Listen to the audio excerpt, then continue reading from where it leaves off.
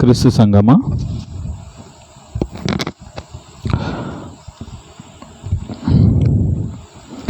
మన ప్రభువును రక్షకుడైన క్రీస్తు పేరిట అందరికీ వందనములు.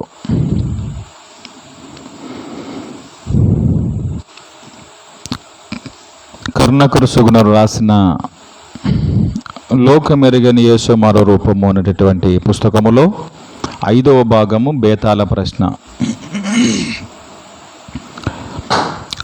ఈ బేతాళ ప్రశ్న లాస్ట్ వీక్న పార్ట్ 1గా మాట్లాడుకోవటం జరిగింది.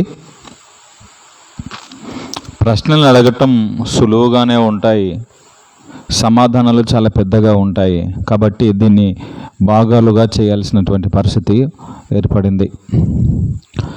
ఈ బేతాళ ప్రశ్నలో యేసు ధర్మశాస్త్రాన్ని అమలు చేశాడా, రద్దు చేశాడా? మీకు ఇచ్చినటువంటి పేపర్స్ ఉన్నాయి, మీరు చూసుకోవచ్చు. యేసు ధర్మశాస్త్రాన్ని అమలు చేశాడా, రద్దు చేశాడా?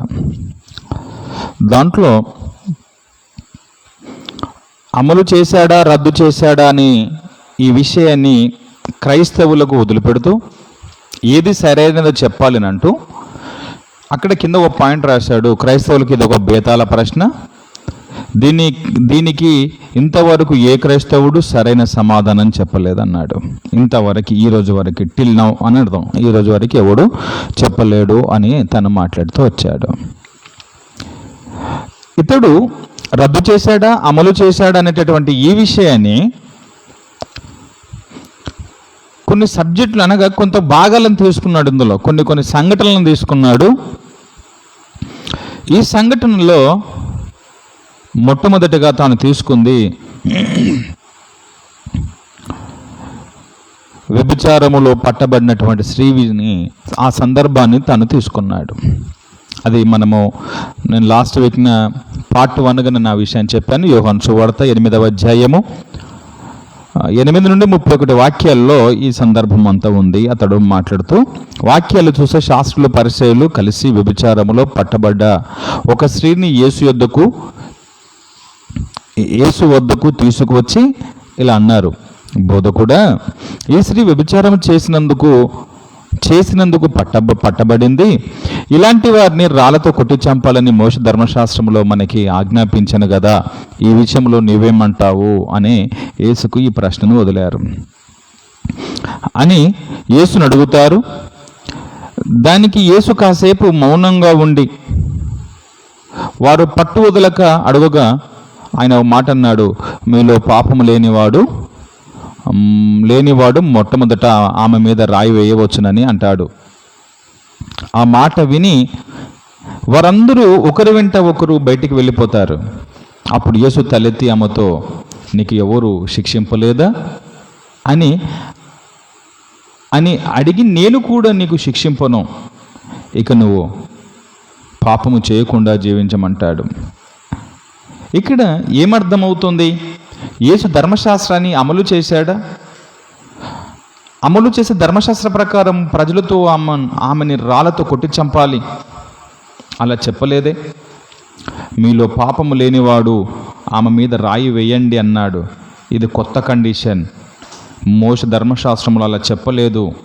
పాపము లేని వారు మాత్రమే రాళ్ళు వేయమని, అలా లేదు అని అర్థం ఇష్టట్టు చెప్పాడు.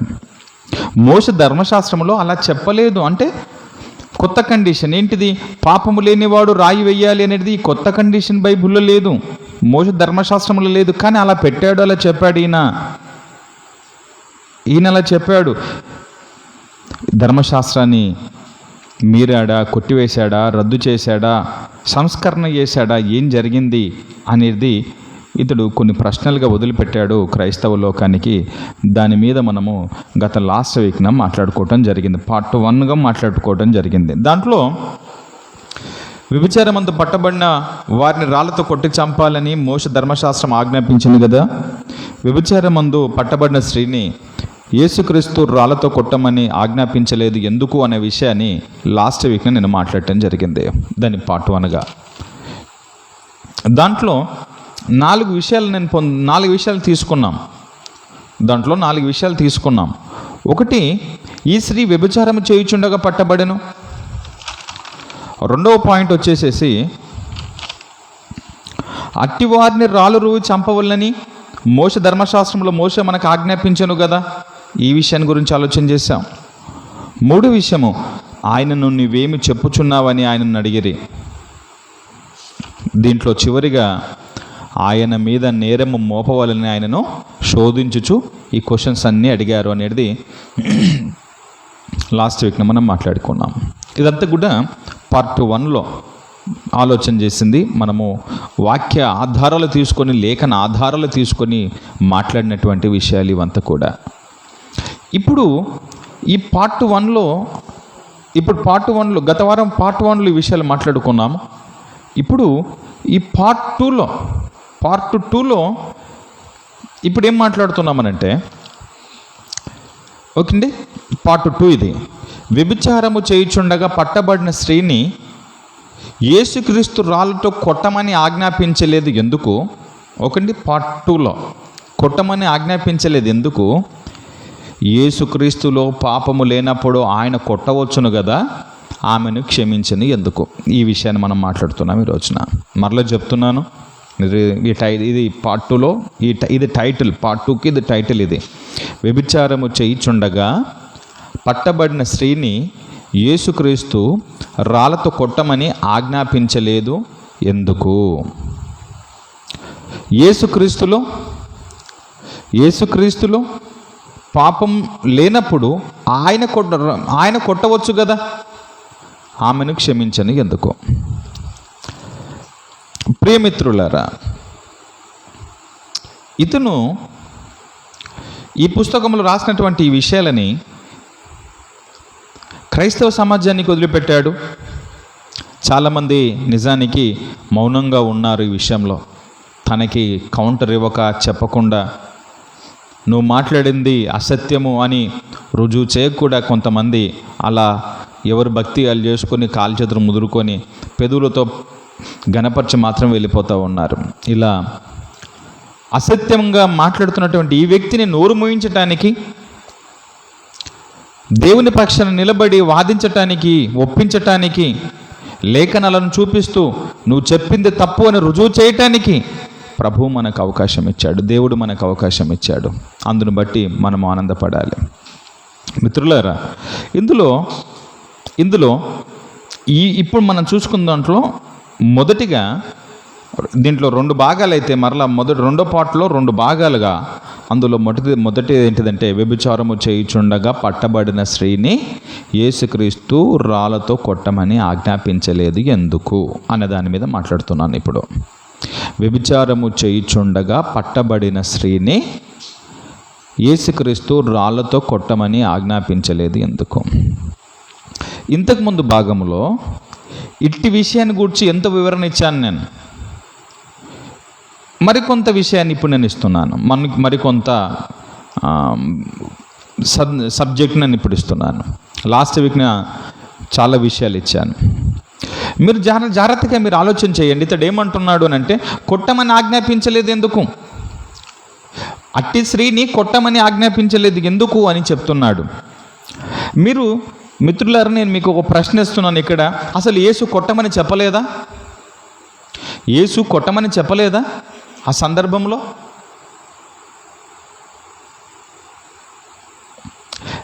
మీరు చూడగలిగితే అంటాడైనా ఆయన కొట్టమనే ఆజ్ఞాపించాడు. స్పష్టంగా అక్కడ ఉంది. ఏమంటున్నాడు? ఈ వ్యక్తి కొట్టకూడదని, యేసు కొట్టకూడదని ఆజ్ఞాపించాడు అని విషయం చెప్తున్నాడు. కొట్టకూడదని ఆజ్ఞాపించలేదు ఆయన, కొట్టకూడదని ఎక్కడ చెప్పలేదు ఆయన. ఆయన అన్న మాటని మీరు 8వ అధ్యాయము యోహాను సువార్త 8వ అధ్యాయము 7వ వచనములో స్పష్టంగా ఉంది. ధర్మశాస్త్రాన్ని ఆయన ఏమాత్రము మీరలేదు. మీరు చూడండి అక్కడ పాయింట్. అక్కడ ఆయన ఒక విషయాన్ని స్పష్టం చేస్తున్నాడు. ఏమని? పాపము లేనివాడు మొట్టమొదట రాయి ఆమె మీద వెయ్యవచ్చునని చెప్పెను. కొట్టమన్నాడా? వెయ్యమన్నాడా? వెయ్యకూడదన్నాడా? ఏమండి? వెయ్యమన్నాడా? వెయ్యకూడదంటున్నాడా? యేసు ఎక్కడ రాళ్ళు వేయొద్దు, రాళ్ళతో కొట్టొద్దు అనలేదు, కొట్టకూడదు అనలేడు. ఆయన ఏమంటున్నాడు అని అంటే, మీరు కొట్టాలని అనుకుంటే మీరు మొట్టమొదటి రాయి వేయండి. మీరు ఎవరు వేయాలి? పాపం మీలో లేకపోతే ఏమన్నాడు? లేకపోతే వేయండి అంటే లేనో లేయొచ్చు కదా. దాని అర్థం ఏమంటున్నాడు? పాపము చేయకపోతే కొట్టేసేయండి మీరు అని అంటున్నాడు ఆయన. కొట్టండి మీరంతా. కొట్టకూడదు ఇతడు ఏంటిది? ఆజ్ఞాపించను అలా కొట్టకూడదని చెప్పాను.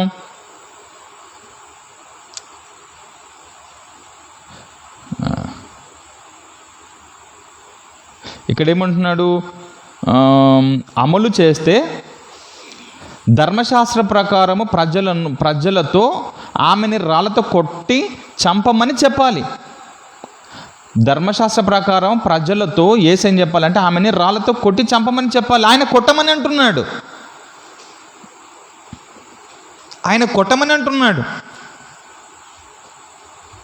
కొట్టొద్దు అని ఎక్కడ చెప్పాడు ఆయన? కొట్టొద్దని ఎక్కడ చెప్పాడు? కొట్టమంటున్నాడు. అంటే దీని అర్థం ఏంటి? బైబిల్ని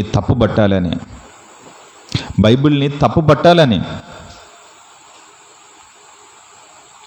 ఆయన పాపము చెయ్యని వారిని మొదటి రాయి వేయమన్నాడు. అప్పుడు మీరు మిత్రులారా, అక్కడ ఆ సందర్భం అంతలో అందరూ వెళ్ళిపోతారు. యేసు ఒక్కడే మిగిలెను. One and only. భూమి మీద ఉన్నటువంటి వారంతా కూడా ఏదో రూపంలో తప్పిదములు ఉన్నవారే. అక్కడ ఉన్నవారు అందరూ వెళ్ళిపోయారు. మీకు విషయం చెప్తున్నాను, జాగ్రత్తగా వినండి. ఇప్పుడు ఆమెకు ఒక అన్యాయం, ఆమె దగ్గర యేసు యొద్దకు తీసుకొని వచ్చారు. ఈమెకి ఏం చేయాలి మీరు చెప్పండి అని, తీర్పు తీర్చండి అన్నట్టుగా మాట్లాడుతూ ఉన్నారు ఆయనతోటి. చెప్పు, ఇంకా మోసే ధర్మశాస్త్ర ప్రకారం ఒక తీర్పు తీర్చు, నువ్వు చెప్పు, మీరు చెప్పండి అంటే ఈ డైరెక్ట్గా తీర్పు అనేటటువంటి ఆ పదము వాడకుండా అర్థం ఏంటి?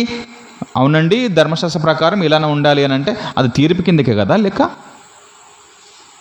ఏమండి? కానీ మిత్రులారా, తీర్పు జరగాలి అన్నా లేదా అక్కడున్నామని రాళ్ళతో కొట్టాలి అనన్నా సమన్యాయం జరగాలి. తీర్పులో వాదోపవాదాల్లో సమన్యాయం ఉండాలి. లేవియకాండము 24వ అధ్యాయము 24వ అధ్యాయము 22వ మాట, 24వ అధ్యాయము 22వ మాట, లేవియకాండము 24:22లో ఇలా ఉంది, చూడండి మిత్రులారా. దేవుడు ఇశ్రాయేలుకు చెప్తున్న మాటలు ఇవి. ఏంటివి? మీలో పక్షపాతం ఉండకూడదు. మీరు ఎవరికైనా తీర్పు తీర్చాలి అని అనుకుంటున్నారు, ఎవరో తప్పు చేశారు లేదా జరిగింది, మీరు తీర్పు తీర్చాలనుకుంటున్నారు, కానీ మీలో ఏముండకూడదు తెలుసా? పక్షపాతం ఉండకూడదు. ఆ సందర్భంలో పక్షపాతం కనిపిస్తుందా లేదా? యేసు యొద్దకి ఆమెను తీసుకొని వచ్చిన సందర్భంలో పక్షపాతం ఉందా లేదా? ఎలా ఉంది?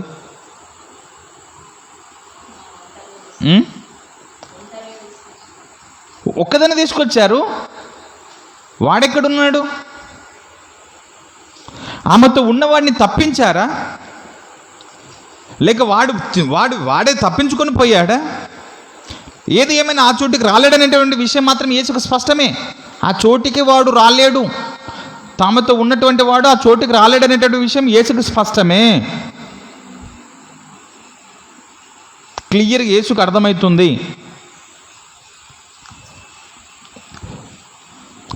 యేసుకి ఆ చోటికి వ్యభిచారము చేసినటువంటి ఈ స్త్రీతో పాటు ఆమెను పట్టుకొని వచ్చారు, ఆమెతో పాటు తీసుకురావాల్సిన వ్యక్తిని తీసుకొని రాలేరు. ఇప్పుడు జడ్జిమెంట్ ఎలా జరగాలి? తీర్పు ఎలా జరగాలి?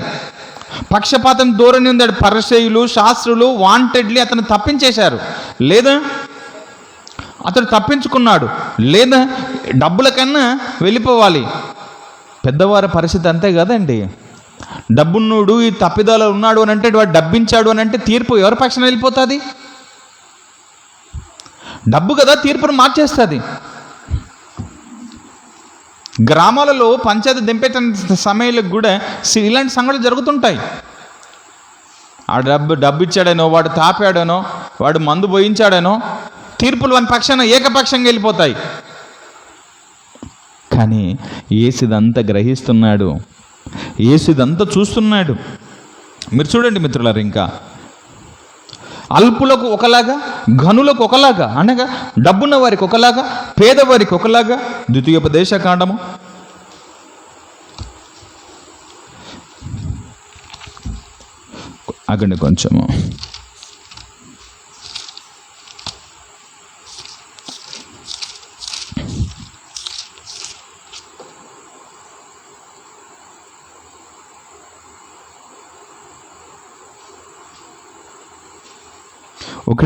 1వ అధ్యాయం 17వ మాట. 1వ అధ్యాయం 17వ మాట.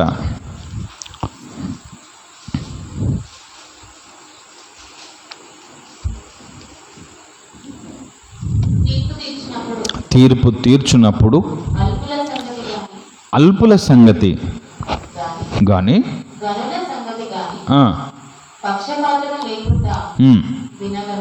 వినాలి. ఎవరైతే మాట్లాడతానో వినాలి, న్యాయంగా తీర్చాలి. అల్పుల సంగతి వినాలి, గనుల సంగతి వినాలి. అంటే వీళ్ళిద్దరు చెబుతున్నది వినాలి, న్యాయంగా తీర్పు ఉండాలి. కోర్టులలో కూడా న్యాయంగా జరగాల్సినటువంటి తీర్పులు అన్యాయంగా ఎందరికో జరిగి ఉన్నాయి. కానీ దేవుని తీర్పులో ఏమాత్రం అన్యాయం ఉండదు. దేవుని తీర్పులు అన్యాయం ఉండదు. ఎన్నో తీర్పులు ప్రపంచవ్యాప్తంగా.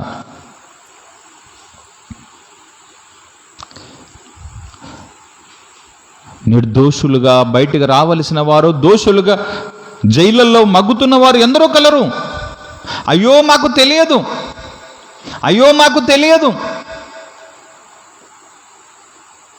ఆయేషా మీర కేసులో సత్యంబాబు ఎన్ని రోజులండి, ఎన్ని సంవత్సరాలండి శిక్ష అనుభవించాడు కదండి. కదా.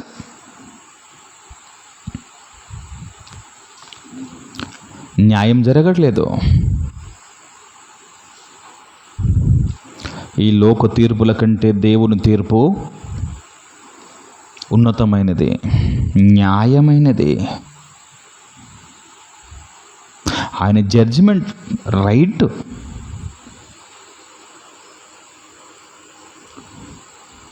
గనులకు ఒకలాగా, అలుపులకు ఒకలాగా. ఏం తీర్పులండి! చట్టాలు చుట్టాలుగా ఉండిపోతే న్యాయం ఎక్కడ జరుగుతుంది?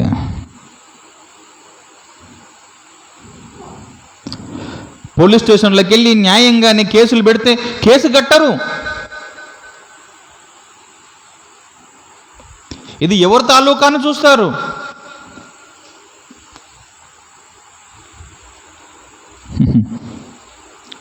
ద్వితీయోపదేశకాండము 16వ అధ్యాయం 19వ మాట. 16వ అధ్యాయం 19వ మాట.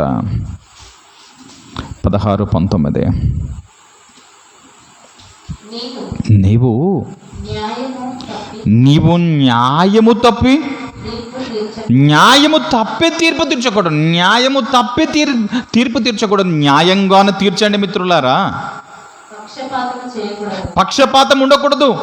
వీడు డబ్బున్నోడు, వాడు డబ్బు లేనోడు, వీడు ధనికుడు, వాడు ధనం లేనివాడు, వీడు మావాడు, వాడు అవతలవాడు. పక్షపాతం లేకుండా తీర్పు తీయాలి.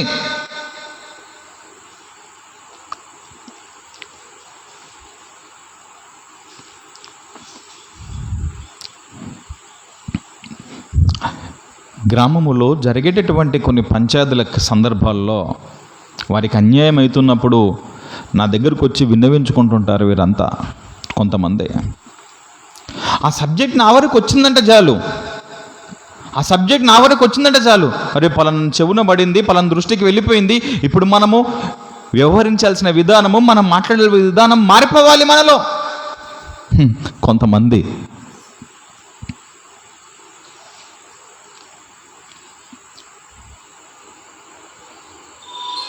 న్యాయము తప్పి తీర్పు తీర్చకూడదు.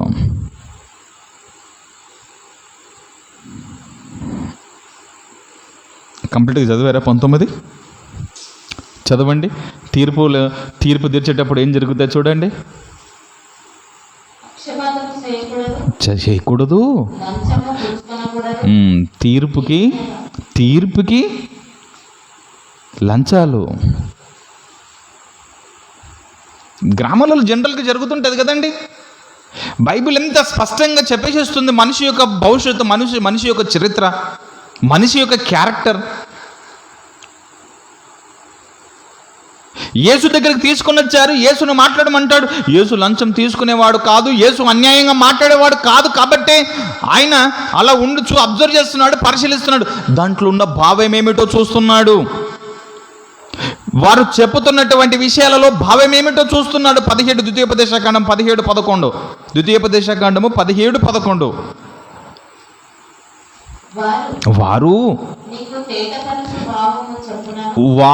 నీకు తేటపరచు భావము చొప్పున వారు నీతో చెప్పు తీర్పు చొప్పునను నువ్వు తీర్చాలి. వారిలో చెబుతున్నటువంటి ఆ భావం ఏంటి గుర్తించండి, ఇంటెన్షన్ ఏంటి గుర్తించుకో. వారు ఏం మాట్లాడుతున్నారు, ఎందుకు మాట్లాడుతున్నారు, ఎందుకు తీసుకొని వచ్చారు యేసు దగ్గరికి, ఎందుకు ప్రశ్నిస్తున్నారు, వారి ఉద్దేశం ఏంటి, వారి భావం ఏంటి నువ్వు గుర్తించాలి, పసిగట్టాలి.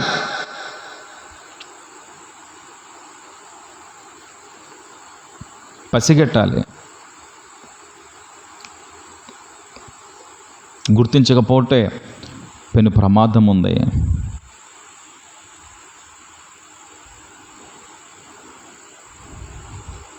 యేసు అబ్జర్వ్ చేస్తున్నాడు. వారి అంటున్న భావం ఏంటి, వారు చెప్తున్నటువంటి విషయం ఏమిటి, ఆయనకంత తెలుసు.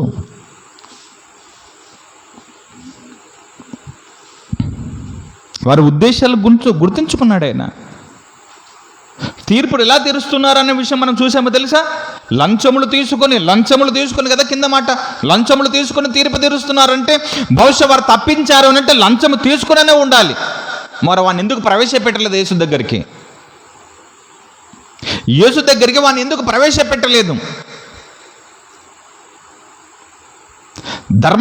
మోషే ధర్మశాస్త్రం ఏమని ఆజ్ఞాపించను? లాస్ట్ మొదటి భాగంలో చూసాం. ఏంటో తెలుసా?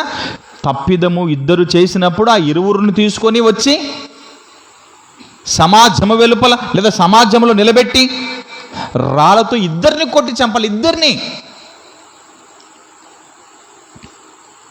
మరి ఒకడు తీసుకొని రానప్పుడు యేసు ఈమె నొక్కదాన్ని కొట్టండి రాళ్ళతో అంటే అర్థమేముంది?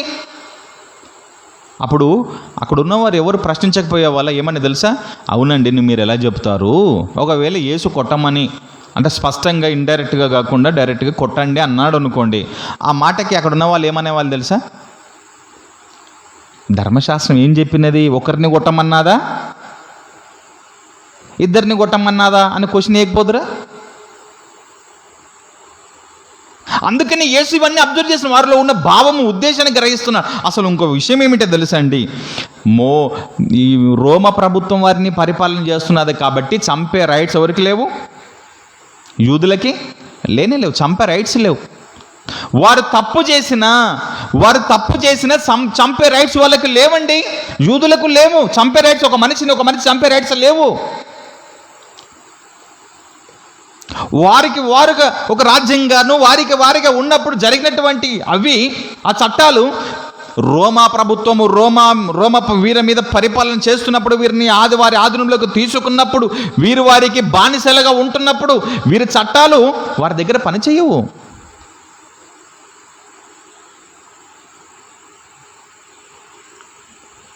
మీరు గుర్తుంచుకోండి, వారిని అతన్ని తీసుకొని రానప్పుడు మోషే ధర్మశాస్త్ర ప్రకారము కొట్టమని అన్నప్పుడు మోషే ధర్మశాస్త్ర ప్రకారమే కదా ఆమెను పట్టుకొచ్చిన వారు ఇంకో వ్యక్తిని కూడా తేవాలి. మోషే ధర్మశాస్త్ర ప్రకారం పట్టుకురావాలి కదా ఇంకో వ్యక్తిని, మరి ఎందుకు తేలేరు? అందుకని ఇక్కడ మనం చూసాం, లంచముకి కొంతమంది వదిలిపెడతారు. అనగా ఆ వ్యక్తిని అలా వదిలిపెట్టి ఉండవచ్చు, లేదా వారిలో పెద్దవాడై ఉండవచ్చు, తెలిసిన వాడై ఉండవచ్చు, తప్పిపోయినాడా, ఏదేమి జరిగినా చూశారు కదా, చేయుచుండగా, కంటిన్యూ టెన్స్ అప్పటికి ఆ పదం, చేయుచుండగా మేము వెళ్ళాము, రెడీ అయినగా పట్టుకున్నాము, మేము కళ్ళారా చూసాము.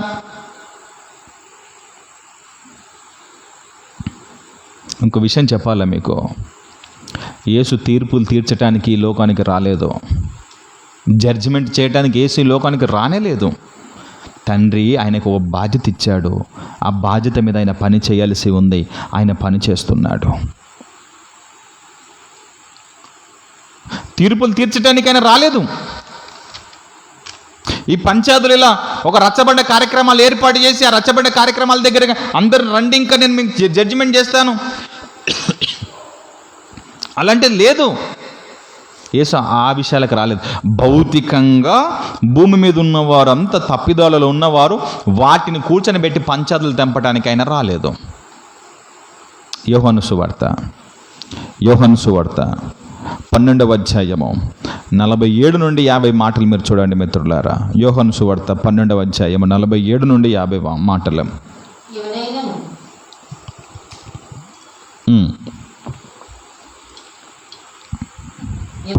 ఎవడైనను నా మాటను విని నా మాటలు విని వాటిని గైకొనకపోతే నేను అతనికి తీర్పు తీర్చను. నేను చెప్తున్నాను, నేను తీర్పు తీర్చను. నేను ఈ లోకానికి తీర్పు తీర్చడానికి రాలేదు. యేసు ఈ లోకానికి తీర్పు తీర్చడానికి రాలేదు. ఎంత స్పష్టమో, తీర్పు తీర్చడానికి రాలేదు. మీరు తీర్పులు అంటున్నారు, నాతో కాదు, నేను నా తీర్పులు తీర్చను.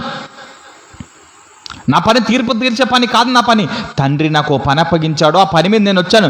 తీర్పు తీర్చకుండా కూర్చుంటే నాకు తండ్రి అప్పచెప్పిన బాధ్యత నేను నెరవేర్చిన సరిగా అందులో విఫలమైపోతాను. కాబట్టి నా పని అది కాదు. గనుక నేను తీర్పు తీర్చటానికి కాదు, రక్షించటానికి వచ్చాను. నన్ను నిరాకరించి నా మాటలు అంగీకరింపని వానికి వేరేవారు ఉన్నారు. నా మాటలు వినకపోతే తీర్పులు ఇంకొకరు తీరుస్తారు. నేను చెప్పిన మాటయే అంత్య దినమందు వారికి తీర్పు తీరుస్తారు. ఎలాగనగా నా ఎంతటా నేను ఏం మాట్లాడలేదు సుమి. నేను ఏం అనవలను, జాగ్రత్తగా వినండి. యేసు అంటున్నాడు, నా అంతటి నేను ఏం మాట్లాడతలేను, ఏమి మాట్లాడాలో దానిని గూర్చి నన్ను పంపిన తండ్రియే. ఏ తండ్రి? పాత నిబంధనలు ఉన్నటువంటి ఆ తండ్రియే, ధర్మశాస్త్రము రాయమని చెప్పిన ఆ తండ్రియే, మోషకు చెప్పిన ఆ తండ్రియే నాకు ఆజ్ఞ ఇచ్చి ఉన్నాడు. మరియు ఆయన ఆజ్ఞ నిత్య జీవము. నేనెరుగుదును గనక నేను చెబుతున్నటువంటి సంగతులు తండ్రి ఎవరితో చెప్పాడు? నాతో తండ్రి చెప్పాడు.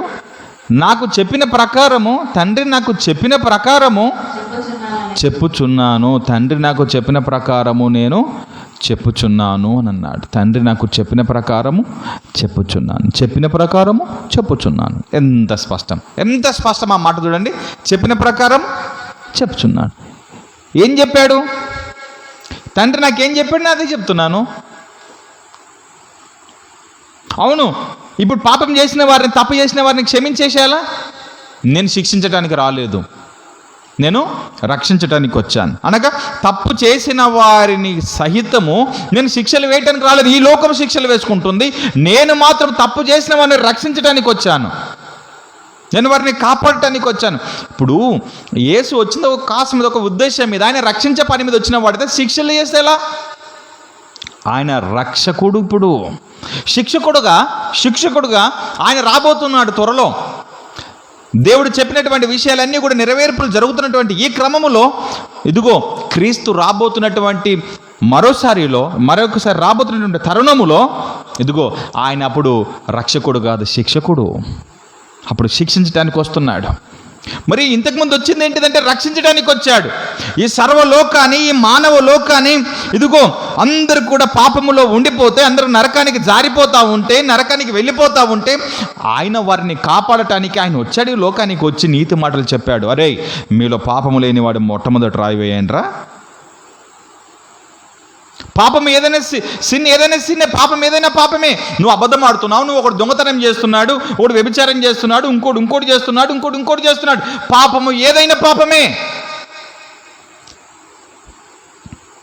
ఇది చిన్న పాపము, ఇది పెద్ద పాపము, ఇది నడిపి పాపము.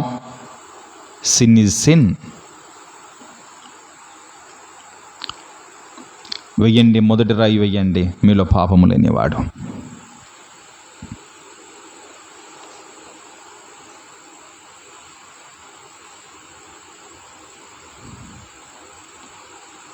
ఒకవేళ యేసు శిక్షించాడనుకో,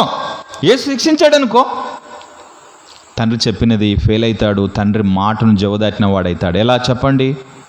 తండ్రి నాకేం చెప్పానో నేను అదే చేస్తున్నాను. నేను శిక్షించటానికి, తీర్పులు తీర్చడానికి రాలేదు, పాపులను రక్షించటానికి వచ్చాను. నేను పాపులను రక్షించటానికి వచ్చాను. అది నా పని. యేసు ధర్మశాస్త్రాన్ని మీరలేదు. ఒకవేళ ఆయన సరైన జడ్జిమెంట్ ఇవ్వాలని అనుకుంటే, అక్కడ ఇద్దరు వ్యక్తులు ఉండుంటే సరైన జడ్జిమెంటు, సరే ఇద్దరు ఉండుంటే ఆయన చెప్పకపోతే పరిస్థితి ఏంటో చూద్దాం. ఒకడిని తప్పించి పట్టుకొని వస్తారా?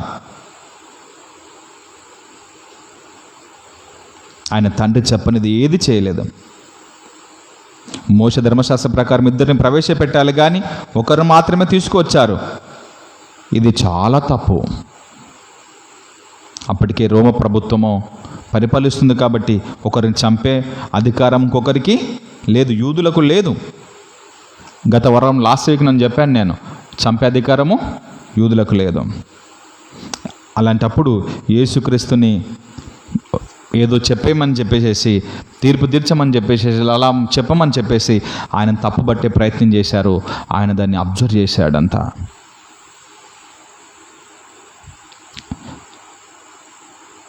మీకు ఒక విషయం చెప్తున్నాను. పార్ట్ వన్లో 4 భాగాలుగా 4 విషయాలు మాట్లాడుకున్నాము. పార్ట్ 2లో టైటిల్ చెప్పాను. దాంట్లో సబ్ టైటిల్గా పాయింట్ 1లో ఓకే అండి, ఎందుకు ఆజ్ఞాపించలేదు అనే విషయం మాట్లాడాము. ఆయన ఆజ్ఞాపించలేదు అనేది అక్కడ ఏమీ లేదు, స్పష్టంగా ఉంది. ఏంటి తెలుసా? మీలో పాపం లేనివాడు. స్పష్టంగానే అక్కడ కనబడుతూ ఉంది. ఓకే అండి. సెకండ్ పాయింట్ అందులో ఏంటిదంటే, సరే అండి, వారినైనా రాళ్లతో కొట్టమని పాపము లేని వారిని మొదటి రాయి వేయమన్నాడు, బాగానే ఉంది. మరి యేసులో పాపము లేదు కదా, ఆయన వేయొచ్చు కదా. లాజిక్ పాయింటే. పాపము లేని వారిని రాయి వేసి, రాళ్లతో మొట్టమొదటి రాయి వేసి చంపమన్నాడు, కొట్టమన్నాడు. మరి యేసులో పాపము లేనప్పుడు యేసే మొట్టమొదటి రాయి వేసి యేసు చంపవచ్చు కదా. ఏమండి మిత్రులారా, ఇది లాజిక్ పాయింటే కదా. యేసులో పాపం లేనప్పుడు ఆయన కొట్టొచ్చు కదా, ఆయన చంపవచ్చు కదా. ఆయనలో ఎలాంటి పాపం లేదు కదా యేసులో. మీరు ఒకసారి యోహాను సువార్త 8వ అధ్యాయము, మొదటి నుంచి 11 మాటలు మీరు అక్కడ ఒకసారి మరలా చదువుదాం. ముగింపులోకి వెళ్తున్నాం కాబట్టి ఇది ఒకసారి కంప్లీట్గా ఈ టాపిక్ మొత్తం క్లోజ్ అయిపోతుంది ఇక్కడికి. యేసు ఒలివల కొండకి వెళ్ళాను. తెల్లవారగానే యేసు తిరిగి దేవాలయంలోకి రాగా ప్రజలందరూ ఆయన వద్దకు వచ్చారు గనక ఆయన కూర్చుండి వారికి బోధించుచుండెను. శాస్త్రులు పరిసయ్యులు వ్యభిచారమందు పట్టబడిన ఒక స్త్రీని తోడుకొని వచ్చి ఆమెను మధ్య నిలవబెట్టి మధ్య నిలవబెట్టి బోధకుడా మధ్య నిలబెట్టారు. లాస్ట్ వీకే చెప్పాను నేను, ఏంటి, తెల్లవారింది, మీటింగ్ ఏర్పాటైంది. ఆమెను బహుశా 100% ఎప్పుడు పట్టుకొని ఉండవచ్చు అంటే, తెల్లారి యేసు మీటింగ్లో కూర్చున్నాడు అంటే రాత్రి ఆమెను పట్టి బంధించి, ఓకే అండి, తెల్లారి తీసుకొని వచ్చి ఉంటారు. ఆమె ఎంత భయపడి ఉంటుందో, తీసుకుని వచ్చి మధ్యలో నిలబెట్టి, బోధకుడా యోహాను సువార్త 8వ అధ్యాయము మొదటి నుంచి చదువుతున్నాము. ఓకే, బోధకుడా ఈ స్త్రీ వ్యభిచారం చేయుచుండగా ఈ స్త్రీ వ్యభిచారము చేయుచుండగా పట్టబడెను. అట్టి వారిని రాళ్ళు రువి చంపవలనని ధర్మశాస్త్రములో మోషే మనకు ఆజ్ఞాపించను కదా. అయినను నువ్వేమో చెప్పుచున్నావని ఆయనను అడిగిరి. ఆయన మీద నేరము మోపాలని ఆయనను శోధించుచు ఇలాగ అడిగారు. ఎలాగో అలా పైన చెప్పినవంతా కూడా అలా అడిగారు. అయితే యేసు వంగి నేల మీద వ్రేలుతో ఏమో రాయిచుండెను. ఆయనను పట్టు వదలక అడుగుచుండగా చూసి, మీలో పాపము లేనివాడు మొట్టమొదటి రాయి వారితో చెప్పి మరలా వంగి మళ్ళా రాయిచున్నాడు. వారా మాట విని పెద్దవారు మొదలుకొని చిన్నవారి వరకు, పెద్దవాడు మొదలుకొని చిన్నవారి వరకు, పెద్దవాడు మొదలుకొని చిన్నవాడి వరకు